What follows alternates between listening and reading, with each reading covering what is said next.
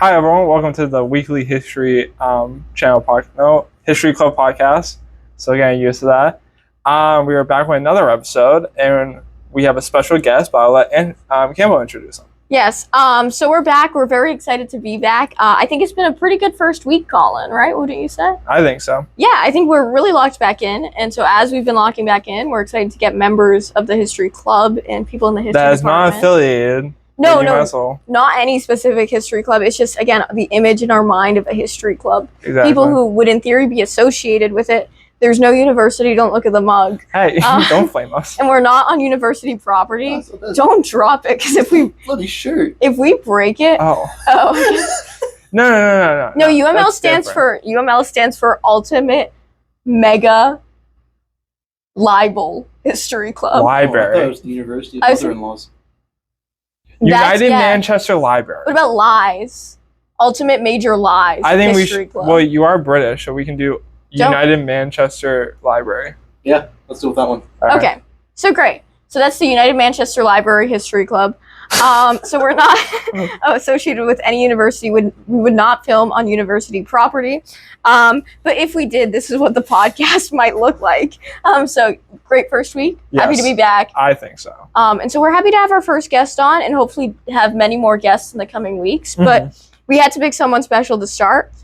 So if we were, in theory, a history club e-board with the president and the vice president, we would then move on to our third highest ranking of treasurer. So we're happy to introduce Sebastian, no last name for privacy reasons, as our treasurer of the history club. Sebastian, how are you doing? Imaginary history club. Imaginary history club. I am doing amazing. Thank you for having me on here, and thank you for letting me be the first guest. That's actually quite an honor. Yeah, no, we're very excited to have you. Sebastian was a big help in setting up our first podcast behind the scenes. We're lucky to have many people on campus helping behind the scenes on this podcast. And so we're happy to be here. Should we get right back into it? Or do you have anything? Okay. Let's do it. I think on our first episode, we talked a lot about the history club and what it meant to us and the history department generally. We do want to go into your specific interests later, but I think we should start off with the same question we started off with, which is, why did you become a history major? How did that happen? How did you get here?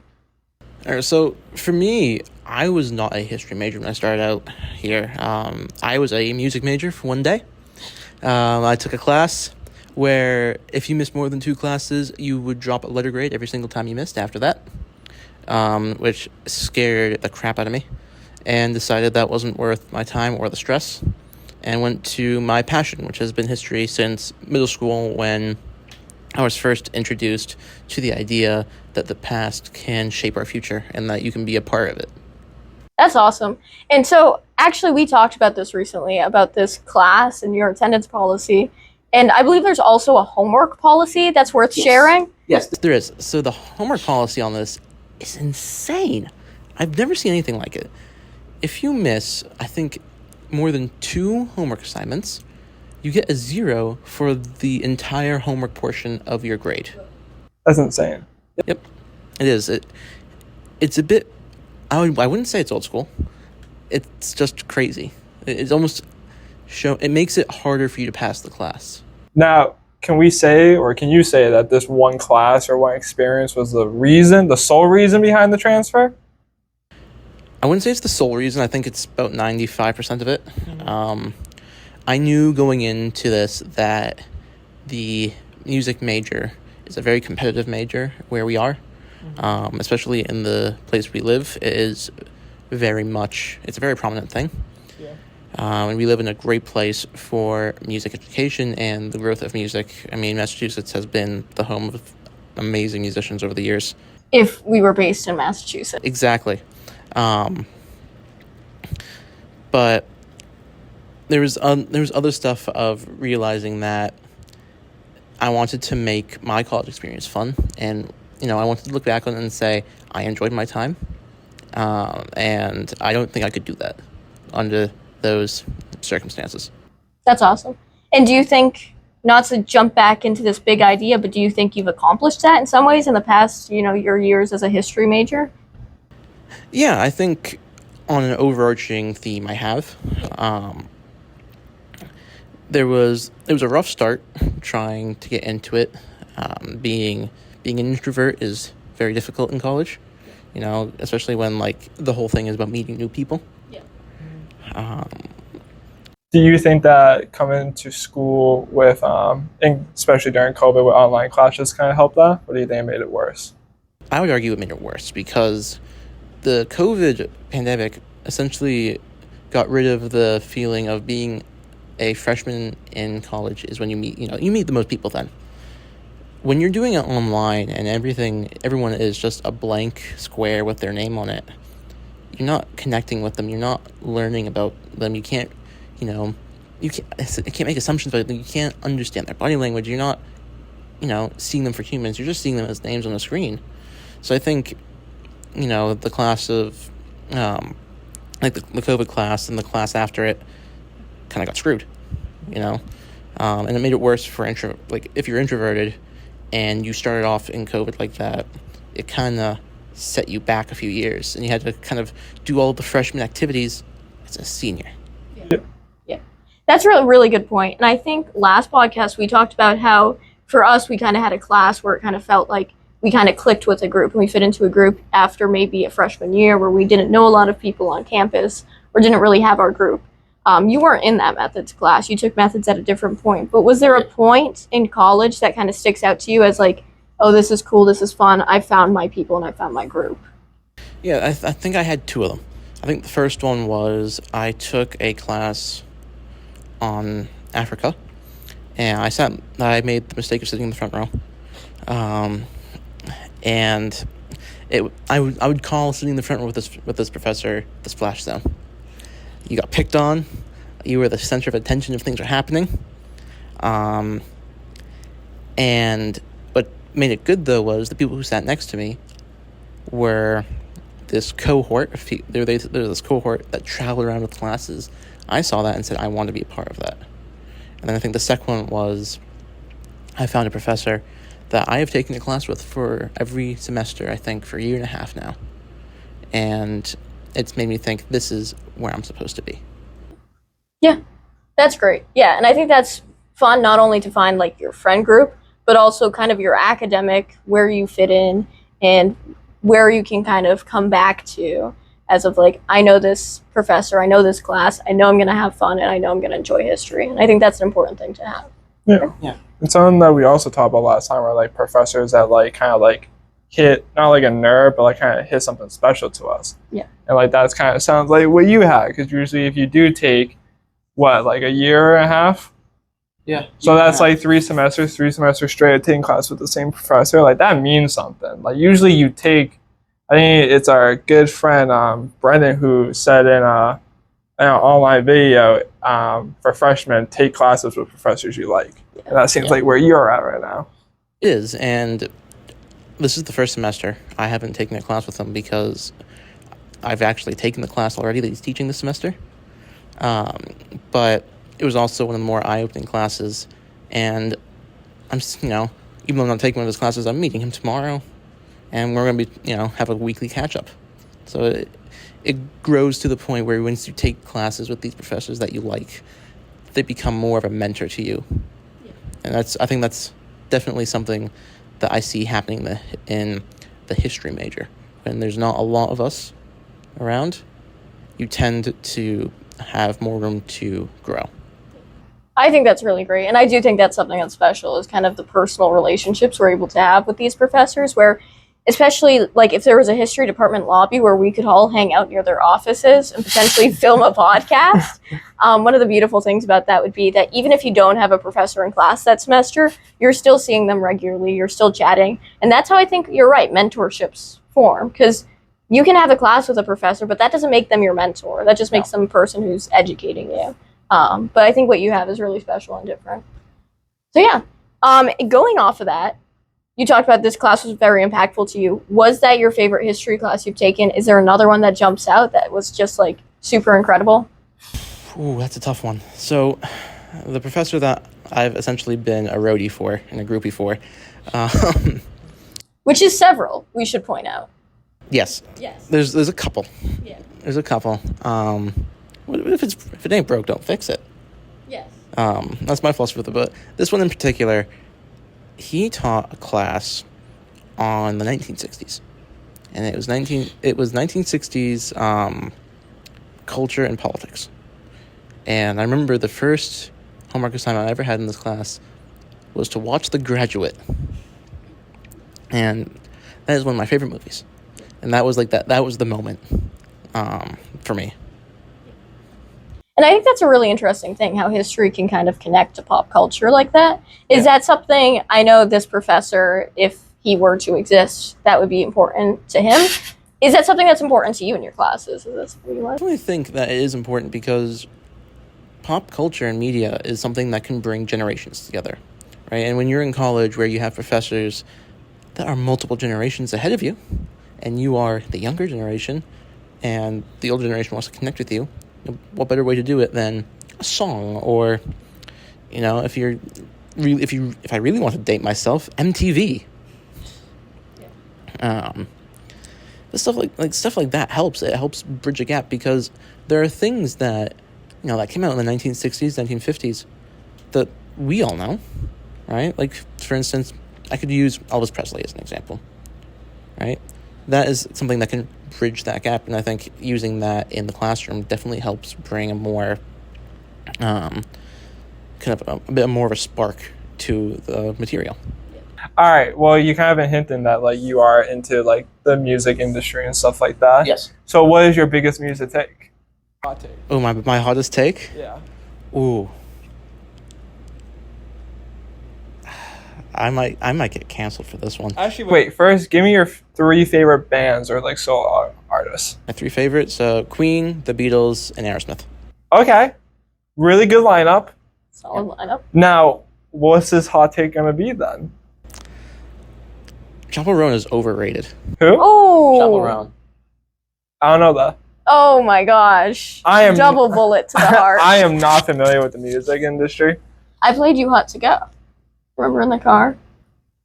That's the one. HOTTOGO. You can take me. Hot to go. We'll catch Colin up on I'll listen to it later. Now, Yeah. Now, actually, this plays into why I think it's overrated, right? What you just did was an exaggerated version of the YMCA mixed with the Macarena. Yes. Which I think is what's beautiful about it. I went to a concert like a couple months ago, and they played it before the artist went on, and the whole pit in unison did HOTTOGO. It's beautiful. I think that's great. Well, I think the overrated part is I see people comparing her to legends of the industry, and I don't think it's quite there yet. That's a valid take. I think that she is very talented, and I think she cracked the code of how to write a song that can get everyone going and get the crowd engaged. Not every band can do that. Yeah. Now, I have been to countless concerts where, like, for example, I have seen Queen 3 times. Every time I've been there, the whole crowd has done Radio Gaga and We Will Rock You in unison. Yeah. I then went to go see Motley Crue, and no one was really interacting with the crowd. Like, it was weird. So I think she's found the way of interacting with the crowd, and I think that helps her popularity. But it's one song so far that has kind of taken over. Yeah. I'd like to see more progression first before calling her, like, not an established artist, but a globally famous artist. I think that's a legitimate take. I'm happy with that, Colin. Yeah. Bouncing off that, this is actually one of the questions I really wanted to ask you was about music. So you go to a lot of concerts. Do you have a favorite concert that you've ever been to? I have two. I have one. 2 of them are tied for first. All right. First one is Paul McCartney. He is probably one of the biggest musical influences in my life. And the second one, I think, ironically, it was a quadruple header at Fenway Park. Started at 4:30, ended at 10:30. It was Joan Jett and the Blackhearts, Poison, Def Leppard, and Motley Crue, all in one night. That's a lineup. Oh, it was. And it was a lot of fun. Yeah. A lot of interesting experiences, both good and bad. But it was the first, I would say, adult concert that I went to, because a lot of the artists I see are in their 80s and in their 70s. So to see people who were in their 50s, right, and still moving around like they were when they were 30 years ago, and still getting up to the same shenanigans, was really cool. You felt part of it. Yeah, that's great. And then bouncing off that, so you are a musician. We talked about you being a music major, and you play live quite often. I do. Is there a show that you've played that's been like particularly good, that stands out, that you were really proud to have played there? Like any memory that from a concert that you played that sticks out? Yes, there is. So this past June, I was playing in Arlington at the Regent Theater. You were playing, let's repeat that, you were playing in a town at a theater. Okay. And it was this theater. It's one of the old ones though, so like the seats are like 70 years old. It's a bit old and rickety. Backstage is about 5 feet by 5 feet. I can't really move around.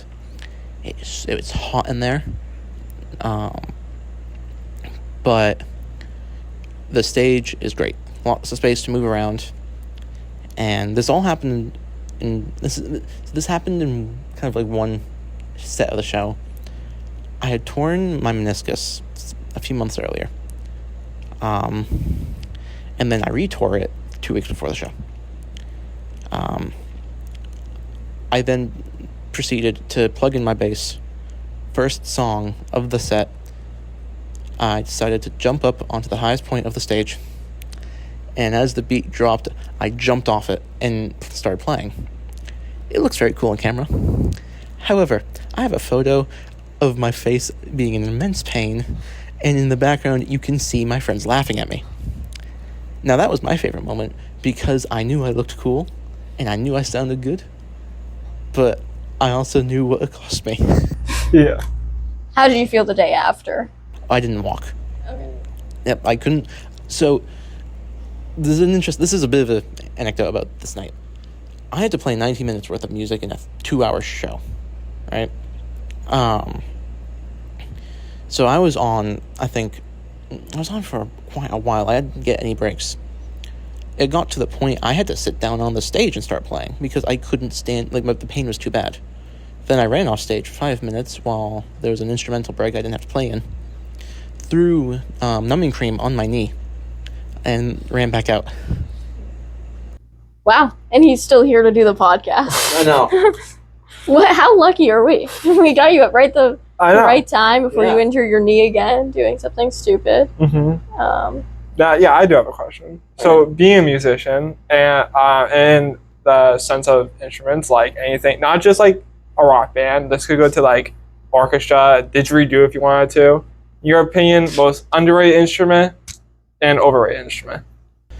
All right, overrated instrument, guitar. Underrated instrument, ooh. Now I'm talking about like sound, not in the sense that like the public views it, if that makes sense. Oh. And sound, Yeah. underrated is Wambola. Yeah? Oh yeah. Okay. I'm not sure if you guys know what that is. I do not. All right. I think I do.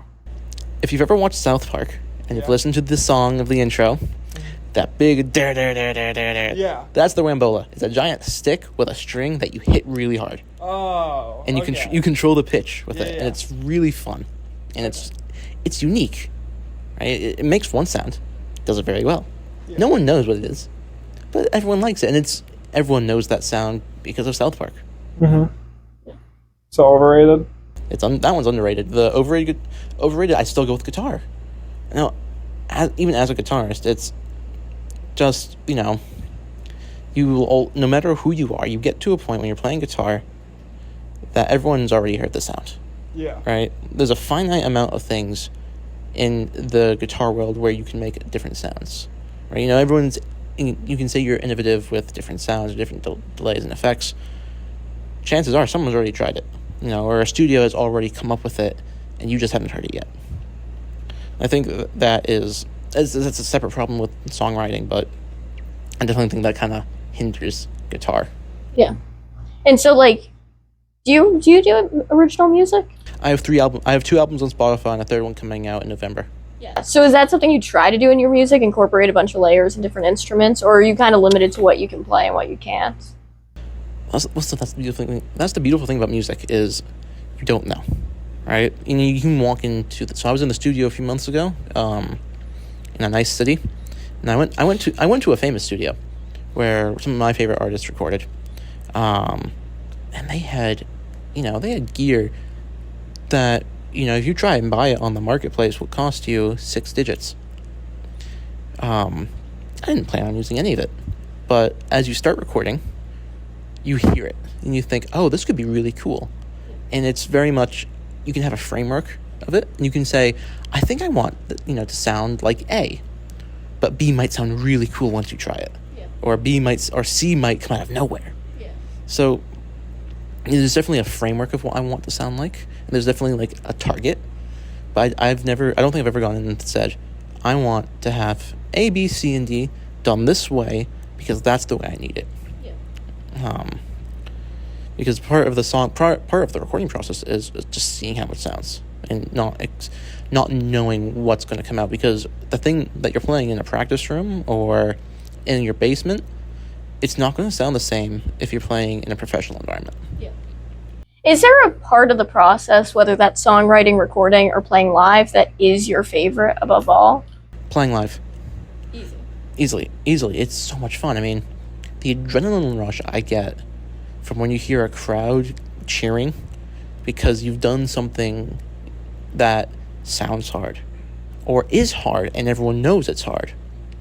It gives you the energy and it gives you the confidence to play better. And when you feed off of that, it makes you want to put on more of a show. Yeah. For instance, me jumping off a stage. I was joking about that during the dress rehearsal earlier that day and the sound check. And I was messing with my drummer saying, I'm going to jump off it. Both of us knowing full well my knee couldn't take it. I did it anyway. The crowd cheered. So I kept going. I was moving around the stage. I walked around the aisles and was interacting with the crowd more. And everyone loved it. And I kept doing it because I got kind of that high from it. Yeah. Yeah. That's great. Yeah. Something that you No, go ahead. Something that you brought up earlier is you worked in a studio that like other greats before you have worked in. Did that ever give you like a sense of like pride or like an accomplishment to be making music or recording music in a place that other great musicians have? Yeah, I think pride, you nailed it on the head. A bit of it, I don't know how to explain it, but when I walked in there, it was very much, oh my God, this is the big leagues. Yeah. Right? It was kind of like, welcome to the music industry. Mm-hmm. I definitely got it because I made a rookie mistake. I forgot guitar pick. Oh. Yep. And the sound engineer I was working with was really nice. He was like, oh, this band left a bunch of picks behind when they were here a few months ago. And I picked it up, and it's one of my favorite punk bands. Mm-hmm. And it had their latest album name on it. And I was thinking to myself, this is not, like, this is the big leagues. This is professional music now. Guys, you can go. Do you still have the pick? I do. I still have the pick. Can I ask another question? Oh, of course. Yeah, all right. This is a little deep dive because it's funny because I think like last semester I messaged you out of the random blue. I was like, hey, did you know that like we met in like the second semester of freshman year? Yes. In that class? Yeah. And remember that assignment we had to do something about like a hobby of ours? You did music, right? I did my band. And yes, and then one part that I can remember from that is how you made the joke from Wayne's World about how you can't play Stairway to Heaven in a Guitar Center. In a Guitar Center. Now, I forget what you entirely said about that, but are you pro that rule or are you like, nah, let's get rid of it? All right.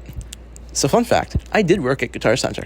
Okay. I did catch someone playing that riff, but I think before working there, I was against it because it's music, right? You know, people are going to play what they want to play to test out an instrument. Mm-hmm. However, after working in a guitar center and hearing multiple people trying to do it just to piss off the workers, I get why you can't play it. There's also legal implications on it. Really? Yeah, so that band is very harsh on copyright claim and royalties. So, for instance, I was in a cover band for that band. I played that song. I tried uploading it to social media, and it got taken down every single time. Yeah. The only way I got it to stay up there was I explicitly said that it was a cover. But yeah, I'm against that rule. I don't want to hear it anymore. When you do play, whether on guitar or on a different instrument, is there a song that like you just know like the back of your hand, and if you pick up a guitar, like you just love to play it, like it's your favorite song to play, just if you're messing around at home? I do. There's a couple to choose from that I go between, but the one that kind of gets people going and people notice is I will always play Painted Black. That song it's instantly recognizable. It sounds harder than it looks, so everyone's kind of like, oh my god.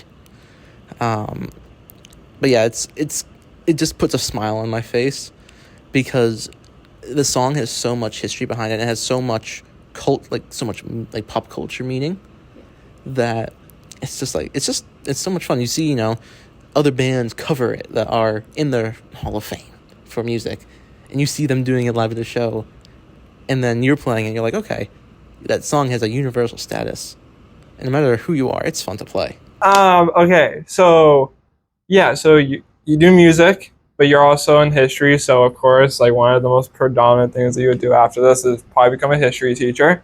Now, is your goal to just do music as a hobby when you get into the teaching career, or are you waiting until your band to get like jump started and then you're gonna dive into that? Like, what's the?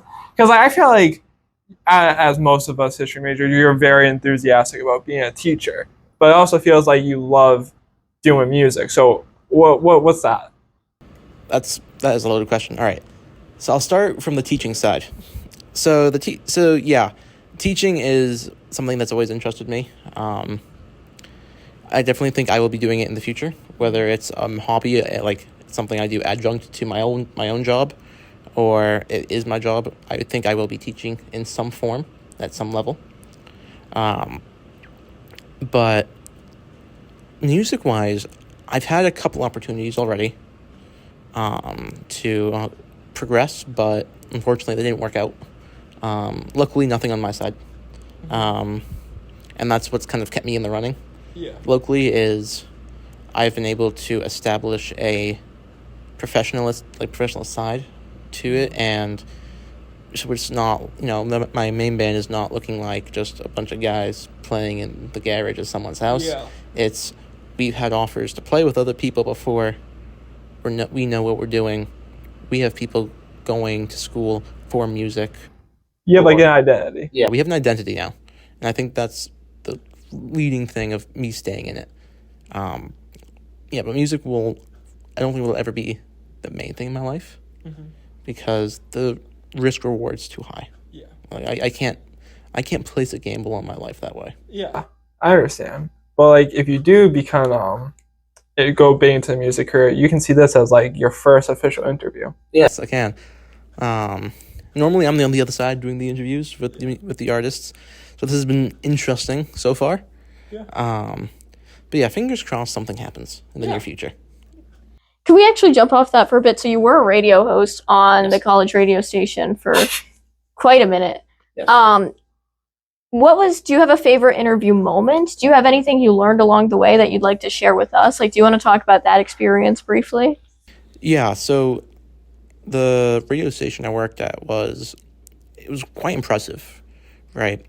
I thought it was just a local type thing, right? No one really into it, but it was a very tight-knit community, and the work I was doing, it was work that helped me get a job offer in real radio. Like, I say real radio, popular radio. So the skills I learned there was very much how to conduct interviews, how to be professional on the air. How to have a different personality of who you are, kind of like an alter ego. As for interviewing, I'm still friends with these guys. I met a band at a local festival, and they were really cool because they had all of these different instruments, but didn't play one genre. All of their songs were like melded of 3 different genres at one time. So I interviewed them. Since the first interview, I've gone to 5 of their concerts as press or the IPs. I've seen them go to different countries to play and to record. I've been able to stay on their journey and watch them grow, not only as musicians, but as my friends. And I think that was a huge moment in my life. Having kind of like the work I was doing as a radio host kind of pay off. Yeah, that's awesome. That's great. Yeah. All right, I think we might segue back to history for a little bit, if that's all right. I don't want to say wrap things up, but move on before our rapid fire questions round, which we will end with again, I think, right? Sure. Okay, that's great. So we talked earlier about your favorite history class. Do you have a favorite history memory, whether that has been in this department, hanging out here, in a class, in a club event? Is there anything that stands out in your mind as either extremely funny or extremely significant and impactful in some way? Yeah, so I think I'll start with the significant one. There was a museum I loved going to. And it closed down because of some stupid stuff about selling the collection, and it was infuriating. But I met a veteran from the Second World War, and he had all of his gear from D-Day on him. And he had me put it all on. And he had me carry everything that he had to carry on Omaha Beach. And it was eye-opening, and is an understatement. Because, that's stuff you read in the textbooks. You see the primary sources, you see the movies. Like Saving Private Ryan was a great depiction of it. But putting it all on was huge. It was Surreal. It was surreal. I was standing there thinking to myself, this man had to carry, I think it was about 100 pounds worth of gear on him. I was then, I think, 18. He was my age, not knowing if he was going to survive. But he did it anyway. And it was one of the crazy, it was just surreal. It was so odd that I just couldn't understand it. I couldn't understand why he did it. And I asked him after everything, why did he do it? And he said he didn't know either. That it was he just knew he had to do it. So I think that was the most significant thing. I think the funniest thing that's ever happened with me for history, there's a couple things. So I travel a lot. I was in another country for New Year's last year, and I was walking around like a historic part of the city, and it was lovely. It was beautiful. A lot of ancient European history and all of the buildings. It's amazing that they're still there. First of all, it was great to look at. I was crossing the street, and I was looking at this brilliant looking at this great piece of architecture. I think it was an embassy or something now, but like hundreds of years ago, it was something else. And as I'm trying to look at it while crossing the street, someone reversed into me. Tough break. Yeah. Pun intended. So it was a bit of a sitcom moment. I was like, oh my god, thunk. Dun. Yeah, it was just like, all right. And so that's it's like the go-to story of saying, if someone asks like, oh, what's the funniest thing that's ever happened to you while being in history? That. So this is, of course, the History Club podcast. It is. We've talked about Unaffiliated. Not any specific History Club, but it's a History Club podcast. Do you have a favorite History Club event you've attended? Yes, I do. It was actually a dream of mine that we created PowerPoints about the most random things. And my favorite memory was I was so excited to do mine. And I was doing it, and I thought I was going great. And I said in my dream that a potato was a pumpkin. And it was my first time really being integrated in this, like in the dream, and really kind of putting myself out there, and then made an ass of myself. It was my favorite moment because I wasn't ridiculed for it. We all started laughing together, and it was just a funny moment. Like it was such an oversight, and it was just, it's only something you'd see in a dream. Can I just say that, like, I don't remember that, but it's funny. But I don't think, like, just remember Bella said that Octavian killed Julius Caesar will probably be like the most like face fall ever in that. You haven't been the worst PowerPoint. Yeah. And so going off that, like you said, like it took a little while, I think, for us all to get integrated in the friend group and history club. And so now we're all in our senior year. Yeah. And we're, looking to graduate in the spring or in the fall.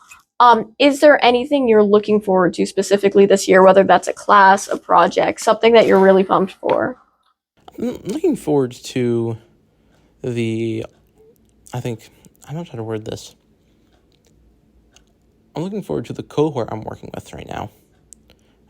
It's a really, really great group of people. We seem to hit it off really well from the 2 meetings we've already had. Everyone seems really comfortable with each other. Everyone is nice. Everyone's just, I don't know how to put it. It doesn't seem stiff. And this is for a research project. Yes, this is for a research project. And I think I'm looking forward to seeing how it grows. Because there's people from all walks of life from there. And I think that's something that I've always liked seeing, partly because of where I went to school. But it's going to be interesting because there's so many different personalities, seeing them work together and seeing them kind of just come together and all be kumbaya in a time where the littlest thing can set someone off. I think it's great. I'm really excited to see how long it lasts after we're done. That's great. Yeah, I think that's great. All right, and with that, I think we're ready to move into our rapid fire question round. Are you ready, Colin? Yeah, so last time it was kind of a little bit of a failure. We weren't super rapid, but we've grown. So we're going to try to hit you with questions to try and answer them as fast as possible. All right, let's go. All right, you want to go first? Or I'll start. Do you want to? No, you start. Okay. So again, this is the History Club podcast, not associated with the history department. But if we were, and you were teaching a class in this history department, what would you teach? Espionage 101. Okay. What is a common music genre that you wish was gone from reality? Ooh. Jazz. Okay. Whoa. Okay. Historical dinner party. You get 3 guests. Who are you inviting? Sir Winston Churchill is going to be there. He's going to be sitting to my right. I'd probably also have Maggie Thatcher, the Iron Lady. And then I think to spice it up just a tiny bit, I want Ronald Reagan. All right. Well, what movie can you think of that just had like an epiphany of music or sound? Pulp Fiction. Okay. So you're at a dinner party with Churchill, Thatcher, and Ronald Reagan. What are you serving to your guests? Ooh, that's a tough one. I think I would say I would cater to the person, but in this I think for this I would go full English breakfast with alcohol. If you had to write a song based off history or a historical event, what historical event would that be? Fun fact, I did. What was it? I wrote about Watergate. That's a good one. Yeah. All right. Well, that wraps up the rapid fire questions round. We did indeed go a little bit more rapid this time, and that was exciting. I hope you guys enjoyed. Thank you so much for watching the second episode of our History Club podcast. We'll be back next week, hopefully with a new guest and some more questions for you. We want to give a big thank you to Sebastian for being our first guest and coming on the podcast. Thank you for having me. Do you have any last words, or? No, that I think this has been great. Whoever gets to come on here next is in for a treat. Would you, without knowing the person, would you just like to have a question for them? Ooh, I don't know. No, I want them going in blind. Okay. Okay, we can do that. All right. All right, awesome. Thank you so much for watching. We'll see you next week. We're the Bye. History Club podcast. Later. I wish you stayed in. I'm a fan of these. I love the. Okay. No, I'll send you the bloopers sometime. Yeah. I'll send you the unedited. I have to send you our selfie from yesterday since that's you and Brendan and I never did. We took a selfie with a puzzle. Oh, okay. We did a puzzle. You can't see it. You can't see it, but if you were here in this fictional place, it would be right. Have you ever below been to the Gettysburg Historical Military Park? I think that's the name of it. Yeah. Then you know what it is. Yes. If you haven't, good for you. Yes. Yes. All right, great.